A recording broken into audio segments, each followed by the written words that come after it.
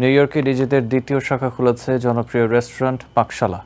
রবিবার সন্ধ্যায় আনুষ্ঠানিকতার মধ্যে দিয়ে এর যাত্রা শুরু হয়। এর আগে কুইন্সের এলমহার্স্ট হাসপাতালের কাছে পাকশালা রেস্টুরেন্ট অ্যান্ড গ্রিল নামে প্রথম শাখা খুলেছিল তারা। 2023 সালের অগস্ট মাসে এই রেস্টুরেন্ট চালু করা হয়েছিল। ঠিক এক বছর পর এর পাশেই পাকশালা ডাইন নামে নতুন আরেকটি শাখা চালু করেছেন এর উদ্যোক্তারা। নতুন শাখায় বাংলাদেশি জনপ্রিয় সব খাবারের পাশাপাশি থাকবে হালাল চাইনিজ খাবারের ব্যবস্থাও। রবিবার সন্ধ্যায় বাংলাদেশ কমিউনিটির বিশিষ্টজন ও শুভানুধ্যায়ীদের সাথে নিয়ে কেক কেটে এর উদ্বোধন করেন উদ্যোক্তারা। একই সাথে বাঙালি এই খাবারের সমাহার স্থানীয়দের কাছে জনপ্রিয় হয়ে উঠবে বলে আশা ব্যক্ত করেন তারা।